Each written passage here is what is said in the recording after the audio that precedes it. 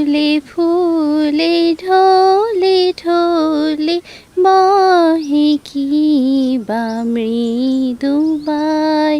ঝকঝকে রোদে লাল টুকটুকে এক শিল্পকর্ম, খরতাপ ছাপিয়ে এ যেন প্রকৃতির আঁকানো রঙিন ক্যানভাস। প্রকৃতিতে এমন শিল্পের ছোঁয়া লেগেছে নাটোরের ঐতিহাসিক উত্তরা গণভবনের আঙিনায়। তুলে কল্ললে চলিয়া যায়। ফুলের ঘ্রাণের আবেশে মুহূর্তে দোলা দেয় দর্শনার্থীদের মনে।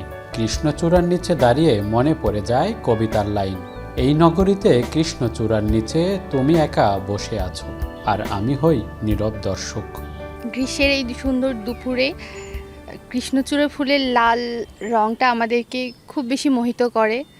আমাদের খুব ভালো লাগে কৃষ্ণ ফুল, সঙ্গে মৃদু মৃদু বাতাস গণভবনের আবহাওয়াটাকে খুব সুন্দর করে দেয়। জারুল, সোনালু, কৃষ্ণচূড়া সব কিছুর এক একটা আলাদা রং আছে, কিন্তু কৃষ্ণচূড়ার একটা আকৃষ্ট করা একজন রং হচ্ছে লাল।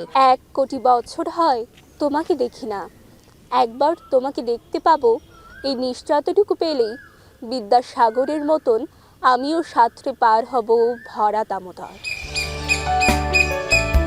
উত্তরা গণভবনের ফুলের উৎসবে কৃষ্ণচূড়া, হৈমন্তী, জারুল, কাঠগোলাপ সহ নানা রঙের ফুল সবই যেন সৌন্দর্য বিলিয়েছে নিজেদের মতো করে।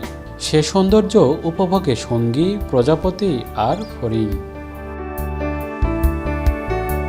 প্রকৃতির এমন এই রঙিন আয়োজন ঘিরে উৎসবের আবহ তৈরি হয়েছে দর্শনার্থীদের মাঝে। প্রতিদিনই উত্তরা গণভবন আর নাটোর রাজবাড়িতে আসছেন দর্শনার্থীরা।